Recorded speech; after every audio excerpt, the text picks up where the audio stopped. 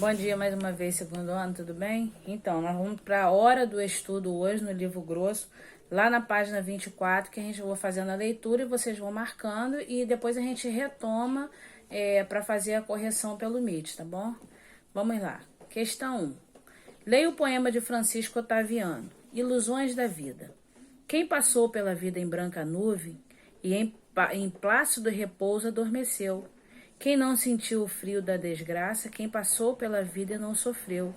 Foi espectro de homem, não foi homem. Só passou pela vida, não viveu. Este poema pertence à estética romântica porque sugere que o leitor, para ser feliz, viva alienado da realidade. E distante da realidade, são explícitas, né, são claras referências a alguns cânones do catolicismo. Tem alguma coisa a ver isso? Expõe os problemas sociais que afetam a sociedade da época. Está falando sobre isso?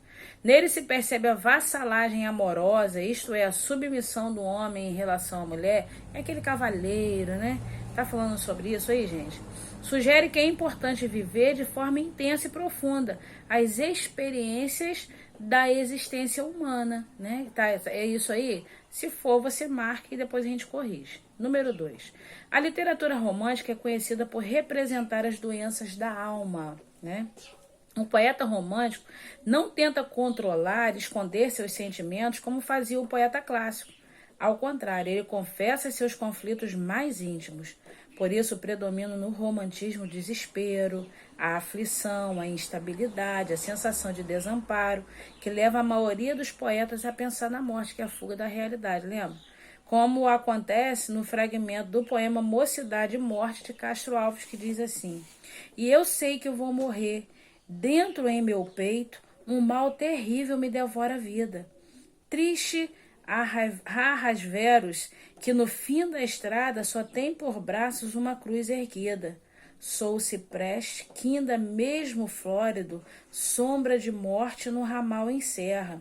Vivo, que vaga sobre o chão da morte, morto, entre os vivos, a vagar na terra. Interessante isso, né, gente? Qual o estado sentimental do sujeito lírico nessa estrofe? Sente-se muito próximo da morte devido aos males causados por uma grande doença física? Deseja a morte, pois só na eternidade seria capaz de encontrar a paz de espírito? Sente-se muito próximo da morte devido à tristeza profunda que lhe devora a alma? Sente-se totalmente morto, pois não lhe resta nenhum sinal de vida? Sente-se muito próximo da morte, pois não é capaz de lutar pela vida? Vamos lá, gente, escolher uma alternativa? Número 3. Leia o fragmento do poema apresentado a seguir. Spleen e charutos. Solidão. As árvores pranteiam-se na praia. Qual de uma fada os mágicos retiros? Ó lua, as doces brisas que sussurram, coam dos lábios teus como suspiros, falando ao coração que nota aérea deste céu, destas águas se desata? Canta assim algum gênio adormecido das ondas moças no lençol de prata? Minha alma tenebrosa se entristece, é muda como na sala mortuária. Deito-me só e triste, sem ter fome, vejo na mesa a ceia solitária. Ó lua bela dos amores, se tu és moça e tens um peito amigo, não me deixes assim dormir solteiro. À meia-noite, vem cear comigo. Olha Álvares de Azevedo, tá vendo? Fenômeno recorrente na estética romântica, o processo de adjetivação, que são as características, as qualidades, né?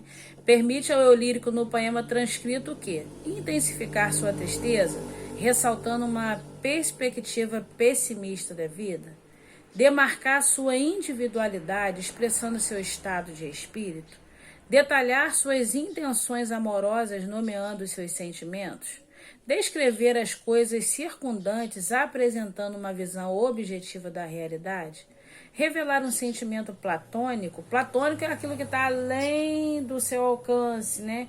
Que é um sentimento que ele vai além do real, é um sentimento distante, né? Um amor platônico, um amor intocável, um sentimento mais intocável. Enumerando as qualidades da amada. Número 4. Happy End. O meu amor e eu nascemos um para o outro. Agora, só falta quem nos apresente. Ai, adoro, gente. Adorei isso. O texto Happy End, cujo título final feliz, faz uso de um lugar comum dos filmes de amor. Constrói-se na relação entre desejo e realidade e pode ser considerado uma paródia de certo imaginário romântico. Justifique a afirmativa levando em conta os elementos textuais. Pessoal, isso aí é muito pessoal. Elementos textuais que são o ritmo, né, os versos, a composição, né? Essa daí é 4 pessoal e vocês podem fazer. A questão agora, ler o texto da questão de 5 a 8, vocês vão dar um pause aí agora e vão fazer essa leitura aí em 1 minuto e retoma a atividade para a gente poder corrigir, tá bom? Já viram? Agora vamos lá. Número 5. Nessa passagem do romance, o narrador faz referência ao tempo por meio de 2 maneiras diferentes. A que tempo cada um dos parágrafos está relacionado, né? Um tempo bem remoto, não é isso? Mas um tempo cronológico, um tempo psicológico. Qual é a referência de tempo que ele traz dentro desse texto? Lembrando que o tempo psicológico são das lembranças, tá? E o tempo físico é aquele que é marcado pelo cronológico, pelo relógio. Vamos lá. Número 6, na página 26. Releia os 2 trechos destacados. No princípio do mês de abril de 1813, houve um domingo cuja manhã prometia um desses dias radiosos em que os parisienses veem pela primeira vez no ano as ruas sem lama e o céu sem nuvens. Outro número 2. Esse domingo era o 13º do ano de 1813. Qual das referências temporais apresenta exatidão? Que elemento o narrador utiliza para tornar essa passagem da história precisa, exata? O que ele usa para tornar isso aí exato? Moleza isso daí, tá, gente? Número 7. Pela descrição dos personagens no primeiro parágrafo, como é possível caracterizá-lo no que diz respeito à classe social a que pertence? Como vocês já fizeram a leitura do livro, vocês já conseguem responder essa questão aí, tá? Número 8. Observe o modo como o narrador conta sobre os feitos de Napoleão Bonaparte. Escolha das alternativas abaixo, a que melhor analisa a posição do narrador diante dos fatos que envolvem as guerras napoleônicas. Justifique sua escolha. Primeira, o narrador fala da campanha de Napoleão na conquista dos territórios europeus, de maneira distanciada, isto é, sem demonstrar seu ponto de vista. Há um nítido envolvimento do narrador ao contar os feitos de Napoleão, tanto as batalhas que venceu quanto aquelas nas quais não obteve êxito. Nota-se uma postura crítica do narrador ao abordar as derrotas de Napoleão no fronte de batalha, deixando transparecer que esse foi o período histórico do qual os franceses devem se envergonhar, né? Escolha uma alternativa aí, né? E justifique a sua escolha. Pessoal, também você vai dizer por que você escolheu essa alternativa, coloca as suas palavras. Observe a imagem e indique as afirmações corretas relacionadas a ela. Olha a imagem, gente. Né? As pessoas tentando segurar um cavalo, domar um cavalo, talvez, né? Ou capturando. Aqui está dizendo que está capturando a captura de um cavalo bravo, né? A imagem. É bonita, um pouquinho escuro, mas é legal. Vamos lá que vocês vão marcar as corretas, é mais de uma, tá? O tema da dominação do cavalo se remete a um confronto típico do romantismo, o domínio da força irracional da natureza pelo homem. A passagem na tela pode ser observada de forma nítida. Apresenta marcas de uma paisagem campestre, com montanhas e uma ampla área em que os homens tentam dominar o cavalo. A gente consegue ver isso? O campo, tal como está composto, apresenta características da arte neoclássica, principalmente o quesito harmonia entre as partes. A resistência do animal pode ser vista como uma metáfora da luta pela liberdade. Uma comparação assim, né, figurada. O uso das linhas na composição da cena reforça uma sensação no leitor da tela de que não há movimento na imagem, somente mobilidade. Há um contraste entre a paisagem calma e a agitação da cena de domínio do animal, explicitando o confronto próprio do romantismo entre razão, domínio e emoção e insubordinação do cavalo. Marca aí que é mais uma alternativa e daqui a pouco a gente retoma para fazer a correção. Considere estas afirmações sobre o romantismo. As primeiras manifestações do estilo romântico caracterizam-se pela reafirmação da razão como um pressuposto da criação artística. Ele faz isso, o romantismo tem essa visão. Muitas poesias do romantismo apresentavam uma visão negativa, desiludida e tediosa da existência. Os poetas românticos tinham essas características, alguns deles, lógico que não todos. A poesia romântica inglesa, em sua origem, resgatou as tradições literárias populares. Tá certo isso? Então, marca lá embaixo as alternativas que estão corretas, tá? O texto agora, para responder de 11 a 14, vocês vão ter aí um minutinho para ler esse texto e voltar para vocês fazerem a alternativa. Dá um pause aí e responde, por favor. E leia e responda. Vamos lá, pessoal? Número 11. Esse texto apresenta as seguintes características ultra-românticas. Lembra do ultra-romantismo? Romantismo exagerado, aquela coisa toda? Vamos lá.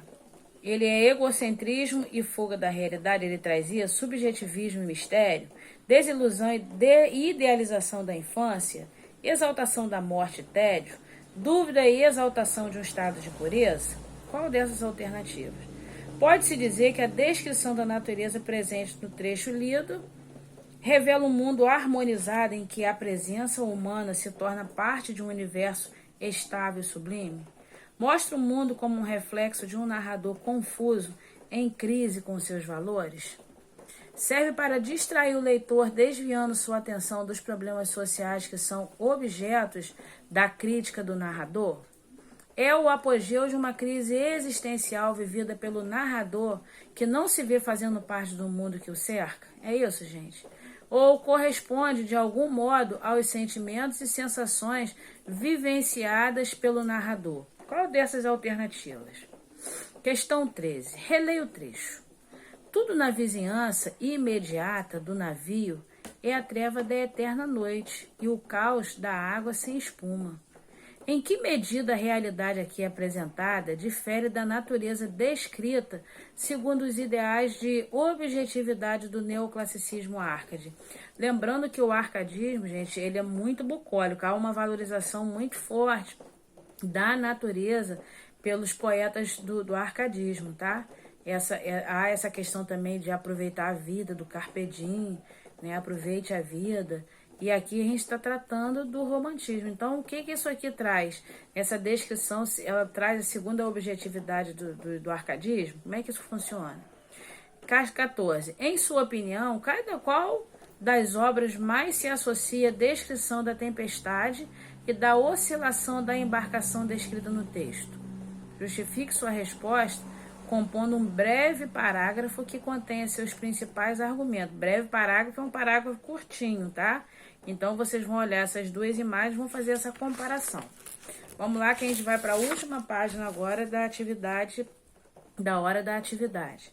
Página 28. Leia a passagem do romance Orgulho e Preconceito e responda as questões. Pessoal, 1 minuto para vocês, 2 minutos para vocês fazerem a leitura desse texto.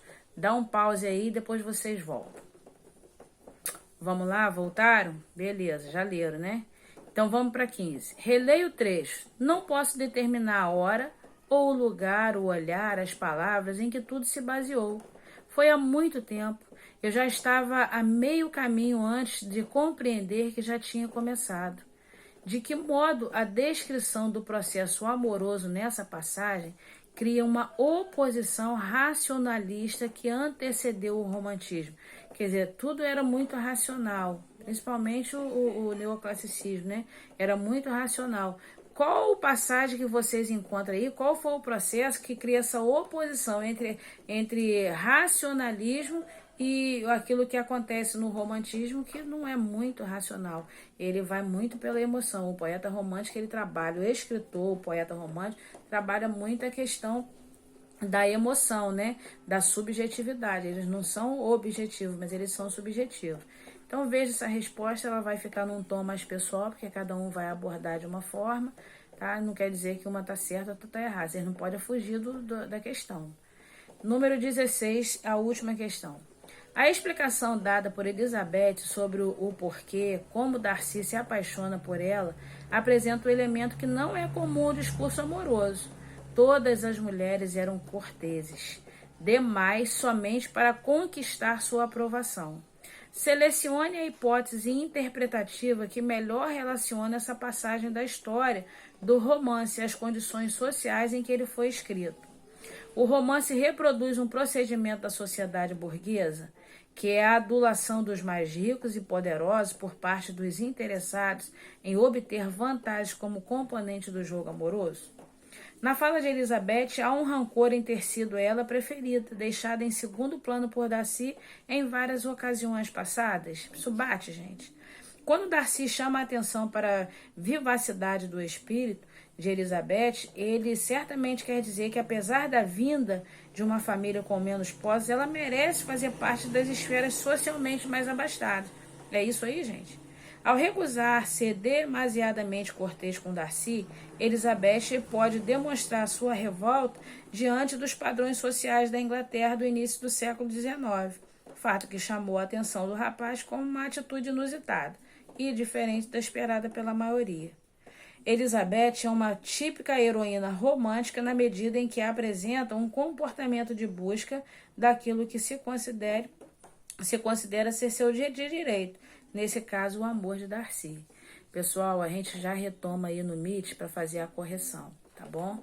Um beijinho, gente, até já já.